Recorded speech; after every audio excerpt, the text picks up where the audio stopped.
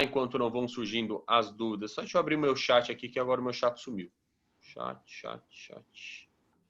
Ué. Alt H. Deixa eu ver que o meu chat saiu da minha tela aqui. Deixa eu ver se ele volta. Estranho. Deixa eu ver se eu acho o meu chat aqui. Agora apareceu de novo. Beleza. Bom, pessoal, então só relembrando aí o que a gente teve na aula do final de semana, enquanto vocês não vão mandando as perguntas aí. Basicamente o que a gente viu, inicialmente foi a parte do hemograma, e do hemograma a gente tem que lembrar daquelas duas alterações que são mais comuns quando nós falamos da parte de exercício físico. A alteração causada pelo déficit, né, pela deficiência de glóbulos vermelhos, no caso da nossa anemia, e a alteração também causada pelo excesso de glóbulos vermelhos, no caso a policetemia, que quando nós falamos relacionada à parte esportiva, essa policetemia será muito induzida aí pelo uso de esteroides. Bom, quando mandarem pergunta, eu vou respondendo aqui. O Matheus mandou já uma pergunta aqui. Matheus, boa noite. Falei com o meu coordenador aqui, tem uma pergunta, sugestão para a próxima aula. Trazer valores que podem ser considerados saudáveis, independente dos valores de referência, de repente trazer alguns estudos que apontam isso.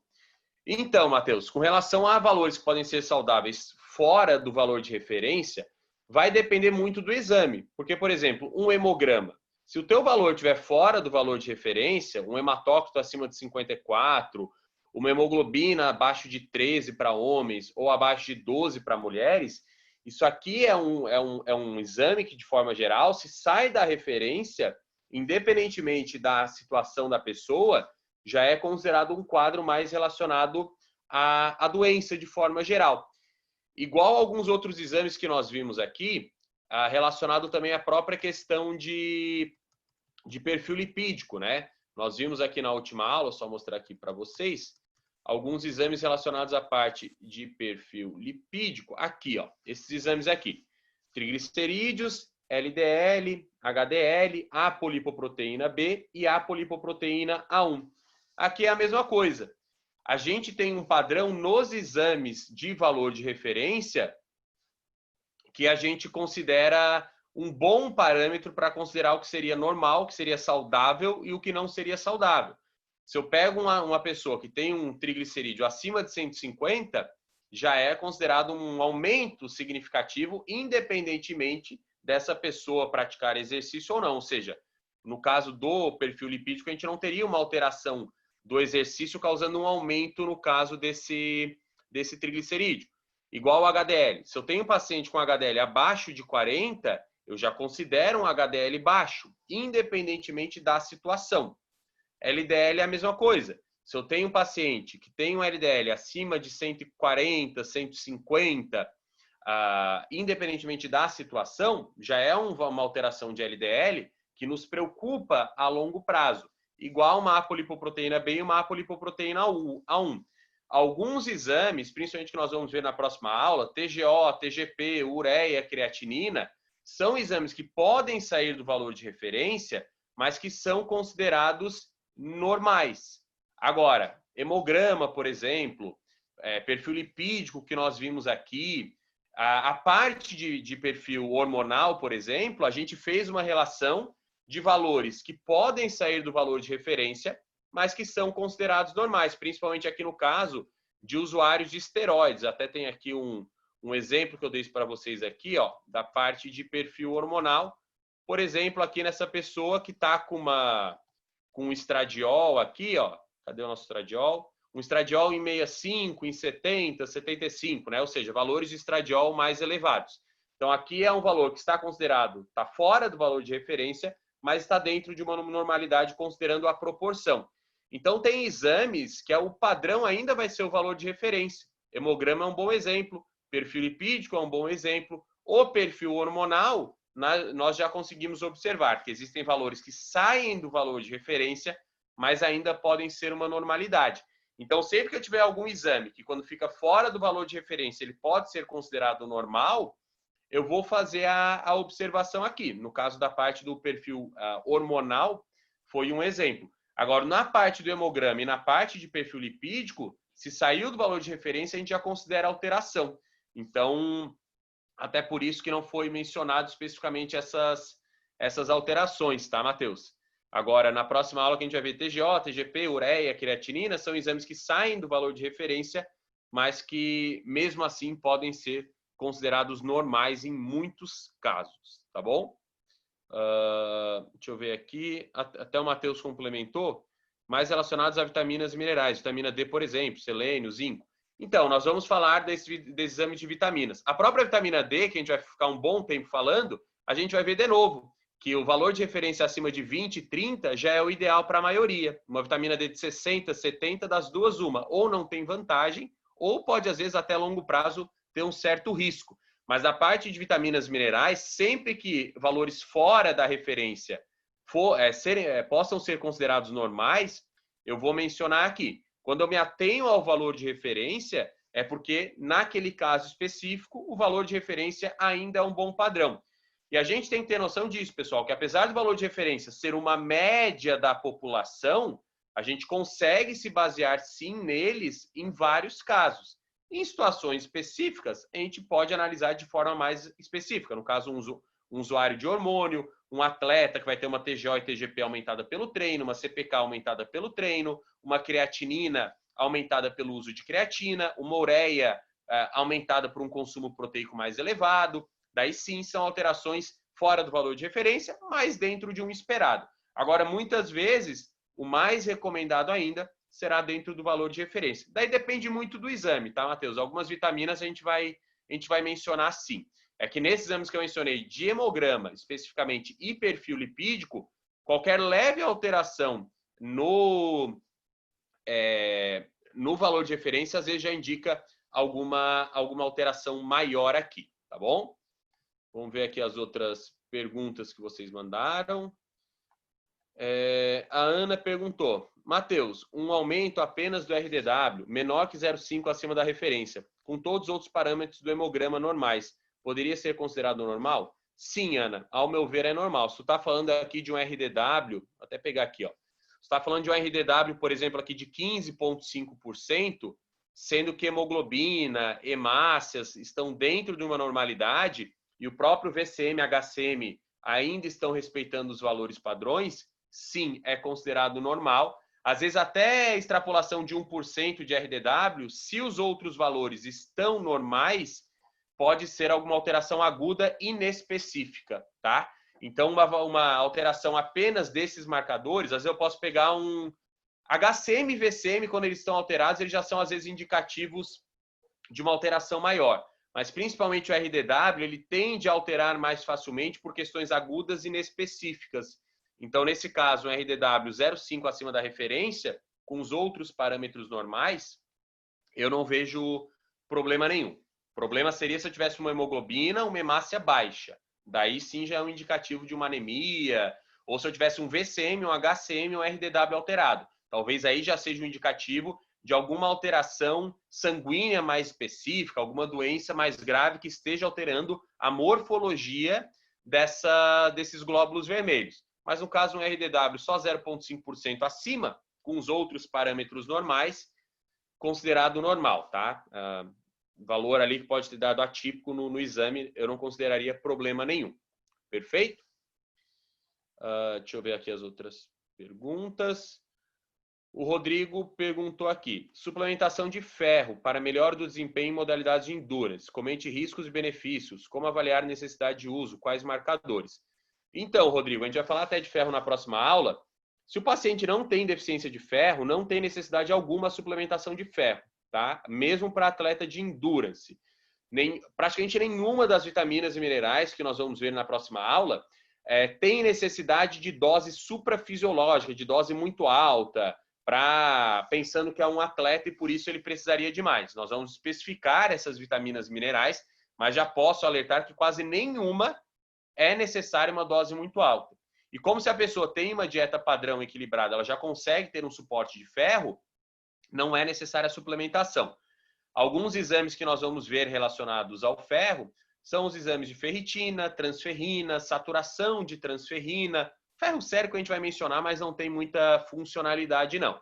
Agora a gente vai falar transferrina, saturação de transferrina e ferritina. São bons exames que nós conseguimos ter uma noção do estado nutricional de ferro. Mas já adianto que normalmente não tem necessidade alguma de suplementação de ferro, e se for suplementar ferro, se a pessoa tem uma anemia grave, aí é mais para correção dessa anemia. Agora, uma dose alta de ferro, pensando talvez em um efeito benéfico de um valor mais elevado desse micronutriente, a gente não tem dados que apontem nenhum tipo de benefício, tá, Rodrigo?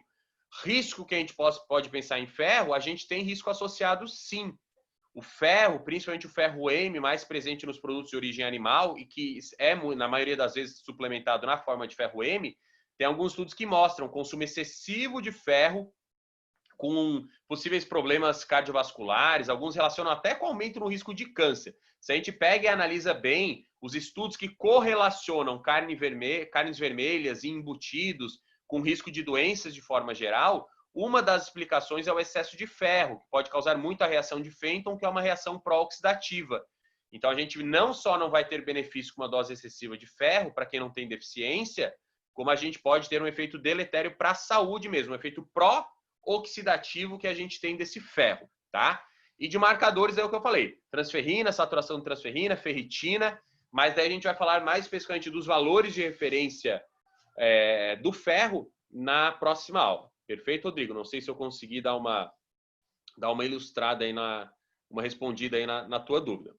Perfeito. As dúvidas que eu não consegui responder, pessoal, vocês vão mencionando aqui, tá? Só para eu ter noção aqui.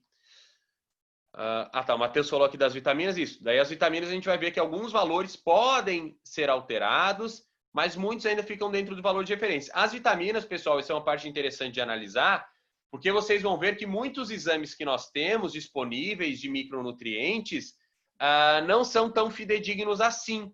Então, às vezes, a gente vai pedir o exame, mas a gente mesmo com o exame, pelo fato de no Brasil, muitas vezes a gente não ter a disponibilidade de exames melhores, a gente vai ficar mais refém da clínica, em alguns casos, e mais refém até mesmo do recordatório, para a gente analisar melhor a dieta do paciente.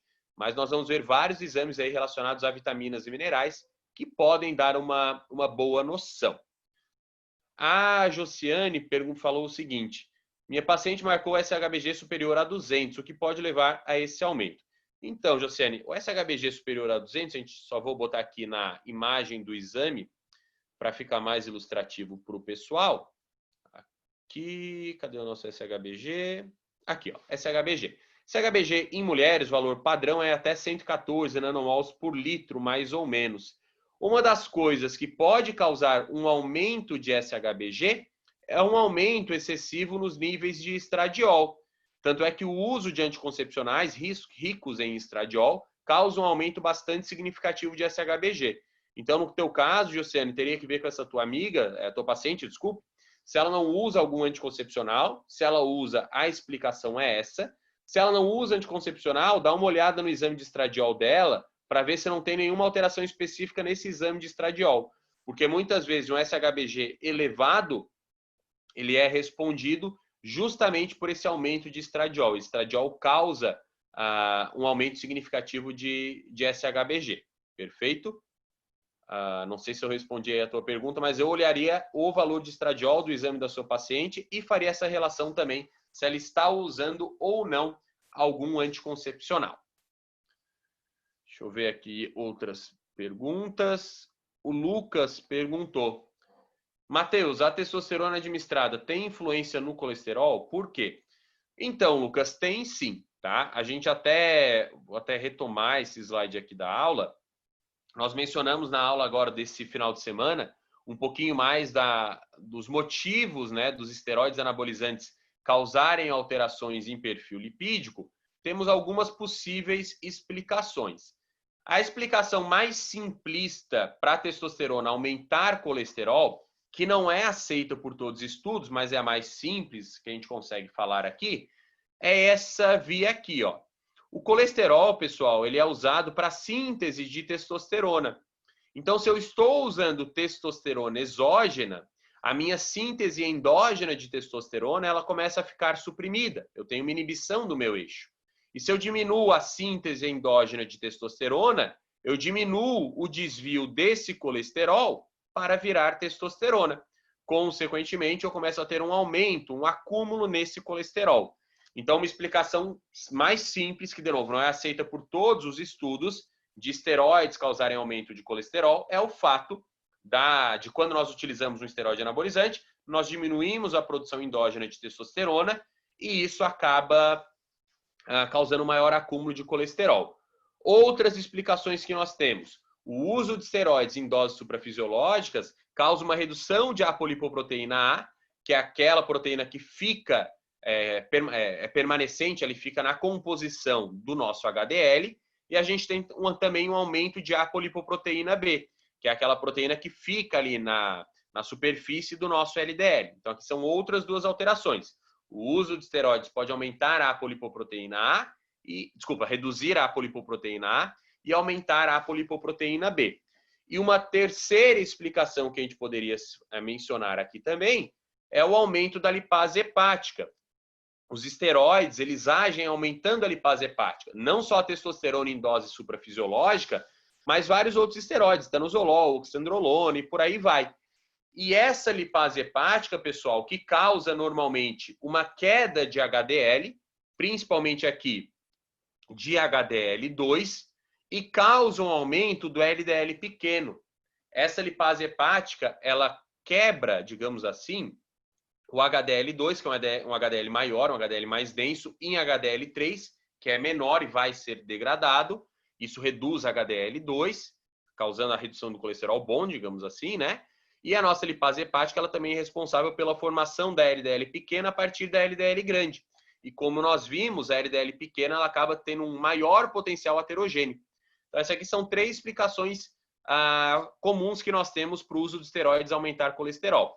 Diminuição da síntese endógena de testosterona, acumulando mais colesterol, aumento de apolipoproteína B e redução de apolipoproteína A, e indução da lipase hepática, que causa um aumento de LDL e uma diminuição de HDL. E daí, no caso, né, com essas alterações de colesterol, a gente tem que tomar cuidado com o perfil, com o risco cardiovascular desse paciente a longo prazo. O Rafael perguntou o seguinte: o uso de silimarina pode esconder uma esteatose hepática? Então, Rafael, a gente vai falar até de hepatoprotetores na nossa próxima aula. Mas, adiantando aqui, o que os estudos mostram é que a silimarina, em pacientes hepatopatas, com esteatose, com hepatite, ela causa uma diminuição das transaminases, ou seja, reduz TGO e TGP, mas normalmente não causa nenhum tipo de melhora clínica no paciente, ou seja, só mascara o exame, deixa o exame mais bonito, mas não tem efeito clínico. Por isso que os hepatoprotetores que eu vou mencionar para vocês na próxima aula, a silimarina, ao meu ver, é o que acaba tendo um pouquinho menos de utilidade, porque ela pode sim reduzir TGO e TGP, porém não melhora a função clínica. Então, não é que ela pode esconder uma esteatose. Se a pessoa for fazer ali um ultrassom, ela vai ver esteatose no fígado. Ela pode mascarar as enzimas. Ela pode fazer com que a TGO e a TGP fiquem baixas dentro do valor de referência e, mesmo assim, o paciente ter uma alteração hepática. Por isso que é muito importante, isso eu vou mencionar quando nós falarmos de alterações hepáticas induzidas pelo treino, pelo uso de esteroides, que a gente analise não só as enzimas hepáticas, TGO, TGP, gama-GT, etc., mas que a gente analise também, o médico, no caso, faça a recomendação de ultrassonografia, porque às vezes um exame sanguíneo de TGO e TGP pode estar dentro de uma normalidade e o paciente já ter alguma alteração hepática. Tá bom, Rafael? Então, a silimarina ela pode mascarar, digamos assim, o exame de TGO e de TGP. Não sei se era relacionado a isso a tua dúvida, mas pode fazer sim esconder, digamos assim, o exame, tá? O Matheus perguntou aqui, existe diferença dessas alterações entre os orais e os injetáveis? Sim, Matheus, existe. Os esteroides orais, de forma geral, eles causam uma piora mais acentuada do perfil lipídico, principalmente porque esses esteroides orais causam uma maior indução da lipase hepática. Então, se uma pessoa está usando apenas testosterona e se ela começa a somar no uso de testosterona estanozolol, oxandrolona, hemogenin, a tendência é que a alteração no perfil lipídico seja ainda maior, principalmente a queda no HDL seja ainda mais significativa. Eu até mostrei aqui na aula um exame de um paciente, ó. Deixa eu ver aqui, ó. Que vamos olhar principalmente o HDL. Ó. Aqui com o HDL dele em 61, ele não estava usando nada.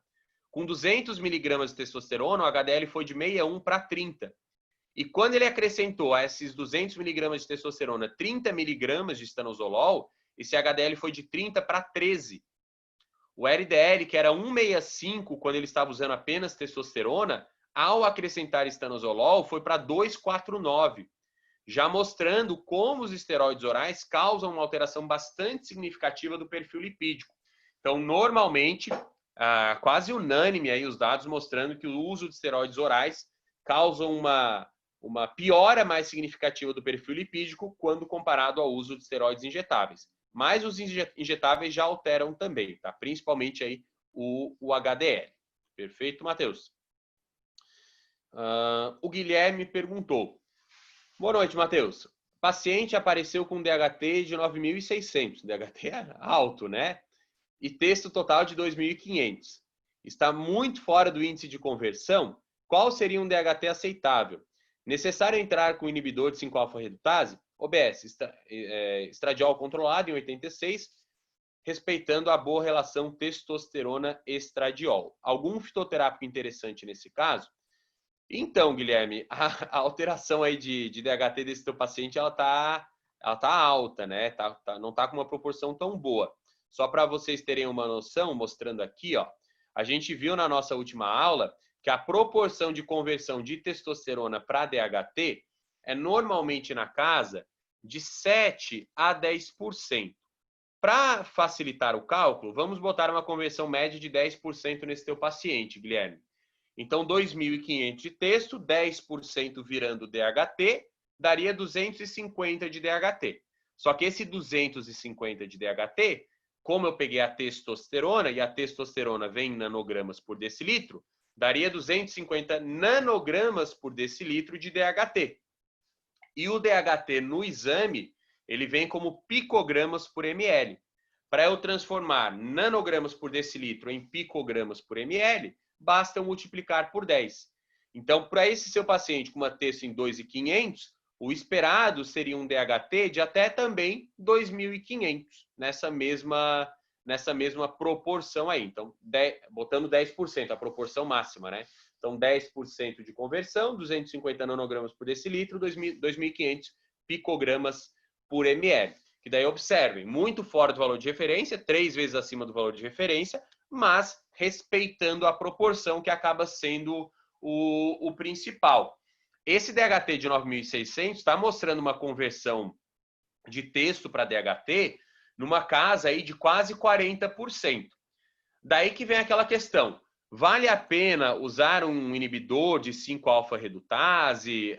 O que acontece se ele não tem sintoma, por exemplo? Se esse seu paciente está apresentando uma queda de cabelo mais pronunciada, está tendo muitas espinhas, às vezes até mesmo uma libido muito alta, que chega até a ser um pouco desconfortável, incomoda esse paciente, que são alterações comuns causadas por um DHT alto, aí já mostra para a gente uma necessidade do uso de inibidor de 5-alfa-redutase. Agora, vamos dar o seguinte exemplo. Esse teu paciente com DHT de 9.600 não tem sintomatologia nenhum. Não está tendo queda de cabelo, o libido está boa dentro de um parâmetro normal e não está tendo espinhas. Tem problema deixar esse DHT em 9.600? Ao meu ver, sim. Por quê? Porque a proporção de conversão está muito alta. E um DHT muito elevado, o que ele causa também é uma hipertrofia da próstata. Óbvio, se o paciente não tem uma célula cancerígena ali, ok, é uma hipertrofia benigna da próstata. Mas a hipertrofia benigna da próstata também causa colateral indesejável, né? Questão de incontinência urinária. Então, esse DHT em 9.600, já que ele está numa proporção muito grande de conversão, se ele estivesse até em 15%, 16%, ok, está próximo. Agora está quase 40% a proporção, mesmo sem sintomatologia específica. Se fosse meu paciente, no caso eu fosse um médico, né? Eu sim usaria um inibidor de 5-alfa-redutase para tentar manter pelo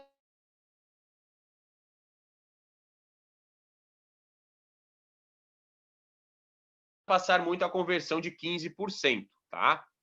Então, eu usaria, o Guilherme até falou que não tem sintomatologia, perfeito. Eu, mesmo sem essa sintomatologia, Guilherme, eu ainda usaria esse inibidor de 5-alfa-redutase para manter a proporção de pelo menos na casa de 10 a 15%, que é aquilo que eu falei. Uma hipertrofia benigna da próstata, ele não vai ter uma sintomatologia, nem necessariamente o PSA, às vezes vai alterar de forma aguda, mas a longo prazo já pode ter algum prejuízo, tá?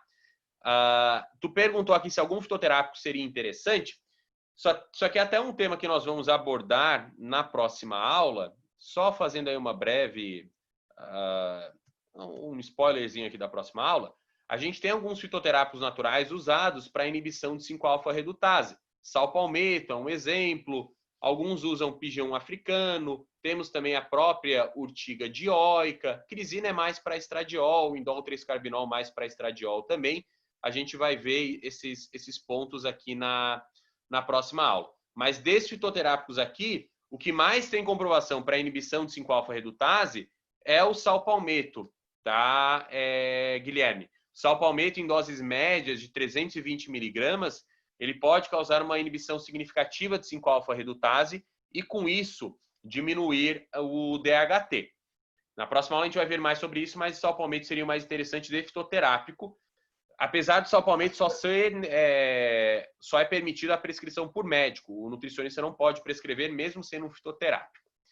Daí também poderia usar, né, sendo um médico, um finasterida, o próprio dutasterida, que age nos dois subtipos de 5-alfa-redutase, 5-alfa-redutase 1 e 2. Então, poderia ser usado um finasterida, um dutasterida ou um próprio salpalmeto aí, numa dose média de 320 miligramas. Eu reduziria, sim, esse DHT, tá, Guilherme? Para tentar diminuir essa proporção que está muito elevada. Perfeito?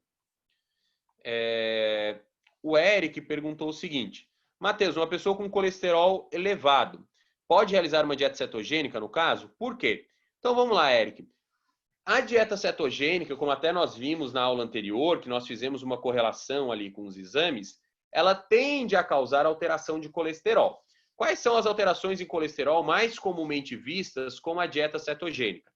Aumento de HDL, aumento de LDL e, consequentemente, aumento de colesterol total. Só que, como nós até observamos, até tem estudos ali que eu mostrei para vocês, vou voltar aqui para a gente contextualizar. Cadê? Deixa eu ver. Opa, aqui, né? Aqui, ó. Como até a gente viu na aula anterior, esse aumento de LDL da dieta cetogênica muitas vezes é oriundo do aumento da partícula maior de LDL. E a partícula menor de LDL, que é a partícula mais aterogênica, na cetogênica, vários estudos mostram que ela até reduz. Então, uma pessoa com colesterol elevado pode realizar dieta cetogênica? Pode, ao meu ver, pode, não tem problema nenhum. A grande questão é você saber fazer essa dieta cetogênica de forma adequada, dando preferência a gorduras poli e monoinsaturadas, tendo uma ótima ingestão de fibras, consumindo uma boa proporção ômega 3 e ômega 6, seria interessante também. Então, sim, pode ser feita a dieta cetogênica, eu não vejo como empecilho a dieta cetogênica pelo fato da pessoa ter um colesterol elevado, porque os estudos mostram que a cetogênica bem feita pode melhorar o perfil lipídico, mesmo causando aumento de LDL, o HDL vem junto, esse LDL é a partícula maior, que é menos aterogênica, e, de novo, vai muito da forma que você elaborar essa cetogênica. Cetogênica à base de gordura saturada, trans, com pouca fibra, esse seu perfil lipídico vai piorar bastante. Cetogênica à base de gorduras poli, monoinsaturadas, com uma quantidade maior de fibras, você pode ter uma melhora desse perfil lipídico, tá, Eric? Então, eu não vejo problema, não, nessa questão. Um ponto que você tem que se atentar é o seguinte: muitas vezes uma dieta cetogênica, como a pessoa consome mais gorduras, o consumo de colesterol será elevado. E como nós até mencionamos na aula do final de semana, quando você consome mais colesterol, o teu corpo diminui a produção endógena, ou seja, a gente tem um ajuste. Agora, existem algumas pessoas que não têm esse ajuste muito fino pelo organismo, ou seja, elas comem mais colesterol e o corpo não diminui a produção endógena. Consequentemente, acaba tendo um aumento mais significativo de colesterol. E na cetogênica é normal ter maior consumo de colesterol, é esperado pelo maior consumo de gorduras. Então fique atento a isso também. Às vezes você pode pegar um paciente que ele não tem esse controle endógeno da produção de colesterol muito bem fino, digamos assim, e daí ele poderia ter uma alteração maior. Mas a priori, Eric, eu não vejo problema nenhum da cetogênica em pessoas que têm colesterol elevado. Perfeito? Até porque na cetogênica tende a cair insulina, que cai a produção endógena de colesterol, então eu não vejo esse problema. O Matheus perguntou, um paciente que já tem dislipidemia genética e usa esteroides anabólicos, como proceder? Então, Matheus, nesse caso, provavelmente vai ser o uso de estatina, né? Porque se o paciente já tem uma hipercolesterolemia familiar, uma hipertrigliceridemia familiar, aí mesmo se não usasse esteroide, normalmente já é recomendado o uso de estatinas. E agora, se ele tem essas alterações no perfil lipídico de forma genética e além disso tudo usa esteroide anabolizante, a tendência é que o perfil lipídico dele altere mais ainda. Então, nesse caso, a melhor opção para ele provavelmente será o uso de estatinas. Claro, nós vimos ali alguns fatores dietéticos que podem influenciar beneficamente no perfil lipídico. Nós vimos aqui a canela, nós vimos o próprio gengibre, nós vimos, tem aqui o que nós vimos, né? Cacau, canela, gengibre, psyllium, né? As fibras, alcachofra, alho, policosanol, espirulina, cardarine, alguns com mais, outros com menos comprovação, mas o paciente já tem hipercolesterolemia familiar e está usando esteroide anabolizante, analisando assim de fora, eu acho que não vai ter muito para onde correr. Ele terá que usar estatina em algum momento da sua vida. E lembrando, os estudos com estatina mostram maiores resultados, ou seja, menor risco de problema cardiovascular, quando elas são usadas em fases mais iniciais. E isso é importante vocês lembrarem, até tem naquele estudinho que eu mostrei aqui para vocês, que quanto maior for o período, quanto maior for o tempo que você fica com esse LDL alto circulando na sua corrente sanguínea, maior é o potencial aterogênico. Até esse estudinho traz isso para a gente. Um tempo prolongado de circulação de partículas pequenas de LDL resultam em múltiplas modificações aterogênicas no plasma, aumentando o seu potencial aterogênico. Ou seja, se o seu paciente tem um colesterol alterado desde os 18 anos e deixa para usar estatina só com uns 40, 50, porque ele não quer usar a medicação antes e o colesterol dele continua alto, esse efeito cardioprotetor da estatina será menor. Porque ficou 20, 30 anos com esse colesterol alterado, o potencial aterogênico nesse período acabou sendo maior, ele já pode ter desenvolvido ali algumas placas de ateroma. Então tem que cuidar com essa questão, tá, Matheus? Normalmente vai ter que usar aí estatina, teria que consultar um médico para fazer essa correlação. O André até comentou, quanto mais tempo deixar, a janela de risco dos colaterais é grande. Creio que com relação ao DHT, né, André? É isso mesmo. Então, às vezes não adianta só ir deixando, o exame está alterado, mas não tem sintomatologia nenhuma, então deixa até ter sintomatologia. Não é bem assim, né, pessoal? Se a gente vê que o exame já está desproporcional, talvez o paciente não apresente sintomatologia agora, mas no futuro ele vai apresentar. DHT muito alto, não tem queda de cabelo, não tem alteração na pele. Às vezes já pode estar causando uma maior hipertrofia da próstata, ele vai sentir esse colateral mais no futuro. Então a gente sempre faz uma correlação sim da clínica, mas analisa com o exame. É igual a questão de colesterol. Se a gente pensar às vezes só na clínica também e não fazer a correlação com o exame, qual que é a clínica que um paciente com hipercolesterolemia tem? Muitas vezes não tem clínica nenhuma. Isso significa que a gente não tem que tratar? Não, nós temos que tratar. Então a gente trata a clínica, mas quando a gente não tem clínica específica, mas a gente sabe da consequência, a gente dá uma importância grande também para o valor do exame específico, tá? Por isso que no caso ali do DHT eu até comentei que, ao meu ver, seria melhor diminuir para pelo menos manter uma proporção de 10 a 15%. O Matheus perguntou aqui, caso tenha um DHT um pouco mais elevado, casa dos 1.200, com queda de cabelo acentuada, vale a pena usar inibidor? Poderia trazer efeito adverso para a libido? Então vamos lá, Matheus, se você tem um DHT alto, 1.200 tem que chegar a ser tão alto, né? Mas enfim, vamos supor que está um DHT ainda dentro da proporção. Você está usando ali testosterona, está convertendo mais em DHT, mas está dentro da proporção de 7 a 10%. Mas você está tendo queda de cabelo? Você está tendo clínica, sintomatologia? Sim. Mesmo para um natural, Matheus. Você é um... Portanto, a gente pode pegar a própria questão de pacientes que desenvolvem alopecia mais cedo. Muitos já podem ter um DHT mais elevado, que é um dos responsáveis. Não é o único, mas é um dos responsáveis. Então, se você tem queda de cabelo mais pronunciada e o seu DHT está elevado, sim, a tendência é que o médico ali prescreva algum inibidor de 5-alfa-redutase, finasterida, dutasterida, salpalmeto, para baixar esse DHT e com isso você ter uma menor queda de cabelo. Então, nesse caso de um paciente que tem um DHT um pouco alto, com clínica mais pronunciada, eu acho válido sim o médico entrar aí com inibidor de 5-alfa-redutase. Claro, o médico vai avaliar caso por caso, mas se tem a clínica, mesmo que o valor não esteja tão fora assim da referência, porque o DHT vai até mais ou menos 900 picogramas por ml, 1.200 não chega nem a ser tão alto, mas se apresenta a clínica, clínica é soberana, né? Então a gente tem que cuidar aqui dessa clínica.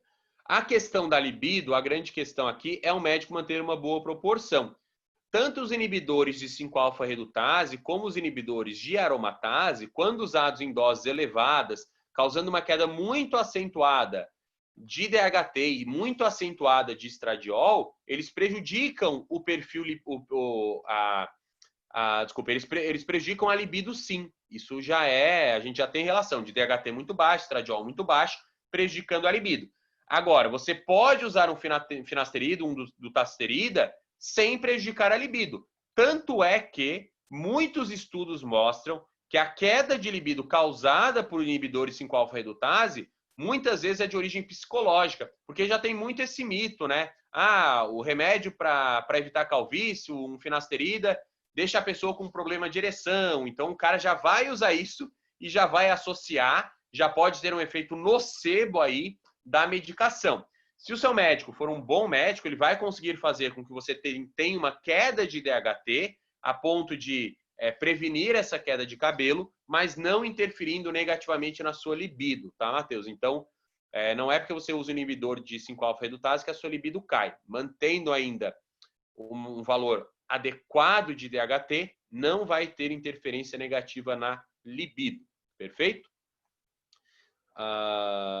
O Eric aqui perguntou: tem um paciente que faz uso de esteroides com 21 anos. No exame, ele apresentou uma alteração no perfil lipídico. HDL de 200, LDL, desculpe, de 200, HDL de 15 e colesterol total em 236. Nesse caso, seria melhor indicar interromper o uso? Seria legal entrar com algum tratamento para melhorar? Então, Eric, nesse caso aí teria que ver o que ele está utilizando. Vamos supor, se ele está utilizando um esteroide oral e um esteroide injetável, de início talvez seja indicado falar, olha, retire o esteroide oral para ver se melhora aí esse teu perfil lipídico. Então, muitas vezes nesse caso, se ele está utilizando um esteroide oral ou injetável, só a retirada do esteroide oral já pode causar uma melhora do perfil lipídico. Às vezes, está usando uma dose muito alta de esteroide injetável, reduzir essa dose também já pode causar uma melhora desse perfil lipídico. Temos também aquelas estratégias nutricionais que causam a melhora do perfil lipídico. No caso, nós vimos o psyllium, nós vimos o cacau, nós vimos a canela, nós vimos a alcachofra, que são algumas estratégias que podem melhorar o perfil lipídico também. Então, no caso desse paciente, primeiro, teria que ver o que ele está usando. Então, se ele está usando esteroide oral, primeira coisa seria talvez retirar esse esteroide oral. Se ele não está usando esteroide oral apenas injetável, ver a dose, talvez reduzir a dose desse injetável. Se ele já está usando uma dose mínima de esteroide injetável e mesmo assim está com essa alteração, tentar talvez as alternativas naturais. Se com as alternativas naturais não der jeito, das duas uma. Ou ele tira a medicação, ou a longo prazo aí provavelmente também terá que fazer o uso de estatina para evitar esse perfil lipídico muito alterado, tá, Eric? Então teria que ver aí o que o paciente estaria usando, mas, ao meu ver, seriam essas as principais recomendações. O Guilherme perguntou: utilizando algum inibidor de 5-alfa-redutase, vai necessariamente aumentar o desvio da testo pela aromatase? Não, Guilherme, não necessariamente. Às vezes, usando um inibidor de 5-alfa-redutase, você pode causar apenas um aumento de testosterona em si. Não necessariamente ela vai aumentar a proporção para estradiol, não. A gente não tem essa relação direta. Às vezes, você só causa mesmo uma diminuição para DHT, causando um aumento de testosterona total. Então, não tem essa relação direta de inibidor de 5-alfa-redutase com aumento de estradiol. Perfeito? O Hugo fez uma pergunta. Paciente fisiculturista, faz uso de testosterona regular, deseja ter filho, porém está com nível de LH e FSH suprimidos. Qual a estratégia utilizada ao seu ver? Então vamos lá. Um paciente que faz uso de esteroides anabolizantes, principalmente a longo prazo, principalmente o processo de espermatogênese dele vai estar bastante diminuído. Quer dizer que um atleta que usa esteroide não pode engravidar? Pode engravidar. E nós temos vários casos aí de atletas que usam esteroides há anos e engravidam as suas esposas. Porém, se torna mais difícil. Principal recomendação que eu daria, fazer um exame para ver a questão de espermatogênese, a quantidade de espermatozoides, como é que está a motilidade desse espermatozoide. E se realmente ele estiver com uma quantidade de espermatozoides muito baixa, talvez a melhor opção seria interromper o uso de esteroides nesse período até conseguir engravidar e depois voltar com o uso. Então a recomendação que eu daria é: primeiro tente, né, de forma natural, aí tenta para ver se engravida. Se tentou um tempo e não conseguiu, faça ali um espermograma para ver como é que está a quantidade de espermatozoides, a motilidade desse espermatozoide. Se estiver muito reduzido esse espermatozoide, motilidade muito baixa, talvez seja necessário cessar o uso de esteroide. Alguns médicos utilizam HCG para ver se estimula a espermatogênese, tentando pelo menos não interromper o uso. Talvez conversando com o seu médico poderia aí ser uma opção. Própria questão de atrofia testicular, que é um exame clínico, né, mesmo, que você pode dar uma olhada, Hugo. Seriam algumas opções para você ver. Fazer talvez um espermograma, o exame clínico mesmo, e daí se realmente estiver com espermatogênese muito baixa, motilidade muito baixa, testículo muito atrofiado, o médico decidir se ele tenta às vezes com HCG para ver se estimula um pouquinho a espermatogênese, ou se ele retira o esteroide até o paciente aí conseguir engravidar a sua esposa, tá bom, Hugo? Seria essa a minha recomendação. A Claudine perguntou: a utilização de zinco para inibir a aromatase diminui a produção de estradiol? Então, a inibição de aromatase por zinco ela não é muito bem comprovada pelos artigos, Claudine. A gente tem alguns artigos que mostram que o zinco pode, inclusive, aumentar a espermatogênese. Aí é uma dica para o Hugo que perguntou, né? De composto natural, o zinco pode aumentar a espermatogênese e a própria carnitina tem estudos que mostram um aumento de motilidade do esperma. Então, carnitina, zinco poderiam ser algumas estratégias, tá?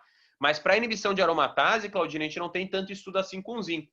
O zinco a gente tem mais dados ainda relacionados com o aumento de espermatozoides, né, com a espermatogênese.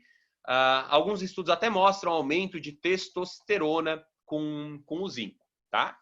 Então, no caso aí do Hugo, talvez o zinco poderia ser uma tentativa. É dose alta de zinco, tá? Normalmente é 50 miligramas de zinco quelato 2 vezes por dia. É uma dose bem alta aí, pensando nessa questão de espermograma. A Ana perguntou: Matheus, pensando em um off-season com um aumento do padrão de quilocalorias, 300 a 500 quilocalorias acima do VET, a sensibilidade no longo prazo tende a reduzir, certo? Sim, certo. A longo prazo, com dieta hipercalórica, mesmo treinando, a sensibilidade tende a ficar menor. Nesse caso, qual seria um aumento percentual ou um valor máximo de insulina que podemos considerar ok, sem precisar reduzir as quilocalorias e ou sair do off? Então, Ana, nesse caso vai depender muito de como que era a insulina desse paciente na dieta normocalórica ou na dieta hipocalórica. Normalmente, nós podemos esperar um aumento de insulina no off-season que varia de 50% até 100%.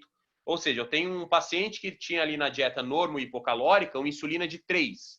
Às vezes, no off, essa insulina dele vai para 6. Aumentou 100%. Dentro de um esperado. Até na aula, na próxima aula que nós vamos mencionar de exames de insulina e glicemia, Ana, eu vou trazer para vocês alguns valores que eu acho interessante de insulina, valores máximos até no off e em cutting, tá? Mas, de forma geral, já para não te deixar sem resposta, um valor de insulina de off para uma pessoa que treina pesado, olha, se passa de 8, 10, eu já começo a achar um valor alto. Já acho que para uma pessoa que treina é uma insulina meio elevada. Mas normalmente a insulina no off tende a aumentar de 50% a 100%. Então, se um paciente tem uma insulina de 4, às vezes no off chega a 8. Se já começou um off com uma insulina de 6, 7, a gente tem que ter um cuidado maior. Insulina acima de 10, para quem treina, eu acho um valor bastante significativo. Já acho um valor alto. Talvez, se não quiser reduzir as calorias inicialmente, talvez ciclar o carboidrato, para ver, manter o superávit calórico, ciclo o carbo, para ver se melhora, tá, Ana? Mas eu botaria um valor de 8 a 10 no máximo de insulina, aumentos de 50% a 100%, considerando pessoas aí que treinam. Porque se a pessoa tem uma insulina de 15, dificilmente a gente vai fazer um off-season, né? Porque a insulina de 15 já nos mostra aí uma maior resistência. De qualquer maneira, na próxima aula eu vou falar de exames de insulina e glicemia, e daí eu vou trazer de novo esses valores, tá? Se eu não respondi a dúvida, só me avisa aqui que eu tento explicar melhor. O André comentou, válido olhar se há atrofia testicular, pois se o uso é crônico, o risco é grande, mas tem tratamento, avaliar espermatogênese. É isso mesmo, deve ser no caso aí do paciente que quer engravidar, né? A atrofia testicular é um sinal clínico, e daí ver também, através do espermograma, como é que está não só a quantidade de espermatozoides, mas a motilidade desse esperma. Porque de nada adianta, às vezes, ter muito espermatozoide, mas uma motilidade extremamente baixa. Então, zinco, a própria carnitina que eu mencionei, Hugo, poderiam auxiliar nesse caso. A Tanise perguntou, o índice de Castelli não deve ser levado em consideração quando o HDL se apresenta muito elevado? Porque a chance de um HDL não funcional é alto. E esse fato pode estar relacionado à hipercolesterolemia familiar? Então, Tanise, o índice de Castelli, que foi até aquele índice que a gente mostrou, que traz aí uma relação de colesterol total, HDL, e LDL, HDL, cadê? Tá até aqui, ó. Se a gente tem um HDL muito alto, tipo HDL acima aí de 90, HDL 90, 100, realmente é um índice que ele fica um pouquinho, digamos assim, não tão específico. Porque, beleza, vai dar baixo, né? Vai dar um índice baixo, porque o HDL vai estar extremamente alto, mas esse HDL extremamente alto já vai ser indicativo de um HDL não funcional. Então, quando a gente pega pacientes que têm alteração em HDL por alteração no gene SCARB, que causa aquela alteração na proteína SRB1, esse índice de Castelli e as relações que nós temos, colesterol total, HDL, não só o índice de Castelli, mas outras possíveis correlações, elas perdem um pouquinho o uso clínico, porque esse HDL ele vai estar alto não como efeito cardioprotetor, mas por um polimorfismo genético no gene SCARB que o paciente tem. A hipercolesterolemia familiar, especificamente, ela não tem relação direta com o aumento de HDL, tá? A alteração de HDL, esse HDL não funcional, digamos assim, ele também é causado por um polimorfismo genético, mas é um polimorfismo genético diferente da hipercolesterolemia familiar. Se a gente pega um paciente com hipercolesterolemia familiar, muitas vezes ele tem um colesterol total muito alto, um LDL muito alto, mas o HDL ainda dentro de um valor 50, 60, 70. Não vai ter um HDL de 100 e pouquinhos. O HDL disfuncional, alteração no gene SCARB, muitos pacientes têm HDL de 90, 100, 110, 120, que daí já indica um HDL disfuncional, tá, Tanise? Então, sim, se a pessoa tem essa alteração genética causando esse HDL muito alto, o índice de Castelli, ele já perde um pouquinho a validade, por isso que eu sempre mencionei na aula. Olhem a relação e olhem também os valores isolados, mas a relação direta que a gente tem não é com hipercolesterolemia familiar. A alteração é em outro gene, é no gene SCARB. Perfeito, Tanise? O Eric perguntou o seguinte, no meu último exame, o meu FSH deu inferior a 0,20 e LH 0,5. Acha muito preocupante esse valor? Olha, Eric, se você está usando esteroide, é esperado, né? Se você está usando um esteroide anabolizante, o seu eixo, como nós vimos ali na última aula, ele vai ficar inibido, tá? Até tem aqui o exame do meu paciente aqui usando esteroide, ó, que a gente tem aqui o nosso, cadê? LH e FSH, observe, é um paciente que usava esteroide já há um bom tempo, LH e FSH sempre suprimidos, né? Sempre inibidos, é esperado aí esse LH e esse FSH extremamente baixos com o uso de esteroide. Se você não usa esteroide, aí sim é preocupante. Tem que ver por que esse teu eixo está assim baixo, consultar com um médico, talvez ele prescreva um clomifeno para ver como proceder. Mas se você usa esteroide, é esperado, não tem problema algum, perfeito? É fisiológico. A Isabela perguntou, qual a dose média de sal-palmito usada para inibir DHT? Normalmente 320 miligramas, tá, Isabela? Na próxima aula, a gente vai falar mais sobre os inibidores 5-alfa-redutase naturais, mas a dose, adiantando, né? A dose padrão de sal-palmito para inibir DHT nos estudos é na casa de 320 miligramas de sal-palmito por dia. Perfeito? Pessoal, vocês têm mais alguma dúvida? Bom que a maioria mandou dúvida, então a gente conseguiu realmente fazer uma aula interativa, né? Porque senão a gente só vai meio que repetir o conteúdo do final de semana. Claro que é válido, né? Para recapitular, para vocês lembrarem, mas o mais interessante ainda é a gente fazer essa aula interativa, respondendo as dúvidas para vocês conseguirem entender mais. Lactato desdrogenase não falamos ainda, Guilherme. Lactato desdrogenase, CPK, TGO, TGP, gama-GT, bilirrubina, vitamina D, zinco, ferro, TSH, T4, exames tiroidianos, tudo isso aí ficou para a próxima aula, né? Que Deus nos ajude a dar tempo de falar tudo isso aí, mas tudo isso ficou para a próxima aula, tá? Então, não falamos ainda de lactato desdrogenase, não. Perfeito? Pessoal, alguém tem mais alguma dúvida relacionada a esses temas? As perguntas aí que eu respondi, consegui esclarecer bem? Alguém ficou ainda com algum questionamento relacionado a isso? Podem mandar aí que nós temos mais alguns minutos também. A gente pode finalizar. Se também não tiverem mais dúvidas, a gente deixa para a próxima. Nossa próxima aula vai ser no dia... Deixa eu até ver aqui. Mas é dia 8 de agosto, né? Que daí nós vamos falar desses outros exames. Teremos mais uma aula aí respondendo as dúvidas. O Guilherme perguntou.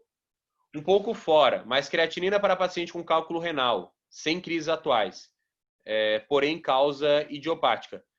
Tu tá perguntando, tá, o uso de creatina, Guilherme? Não tem problema, tá? Se tem um paciente com cálculo renal sem causa específica, sem nenhuma crise, não tem problema nenhum o uso de creatina. Ele é seguro, tá, Guilherme? Pode até. Esses são outros exames que nós vamos falar, né? TGO, TGP, gama-GT, creatinina, ureia, bilirrubinas, sim. A gente vai falar, então é seguro o uso sim, tá, Guilherme? O Eri perguntou, para quem faz uso de esteroides, a forma de Castelli também tem que estar dentro do padrão ou é normal dar fora? Então, Érico, daí é aquela questão. Um usuário de esteroide, é normal ter uma alteração no perfil lipídico? É normal. É saudável? Não é saudável. O risco cardiovascular dele está aumentado. Então, isso que a gente sempre tem que ter noção. É muito comum, às vezes, pegar um cara aí de 100, 110 quilos, forte, e falar, bom, eu tenho uma pressão alta, 14/9, 15/10, porque eu sou mais musculoso, eu tenho mais massa muscular, a minha pressão é mais elevada. Sim, é esperado. É saudável? Não. Esse cara vai ter risco cardiovascular elevado a longo prazo.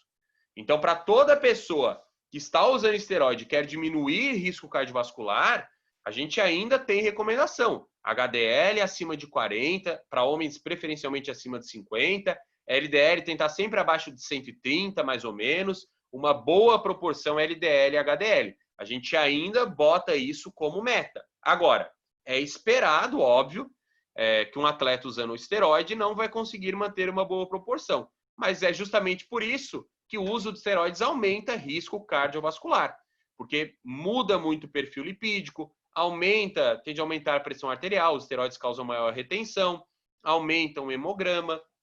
Então, ainda o objetivo, Eric, pensando em saúde, é manter dentro do padrão, inclusive o índice de Castelli. Mas vai ser bem difícil, haja visto aí que um usuário de esteroide vai ter uma queda de HDL, às vezes, na casa de 70%, né? Que é absurdo. Então, se eu pego um usuário de esteroide com HDL 30, eu já considero ok, mas é risco sim cardiovascular.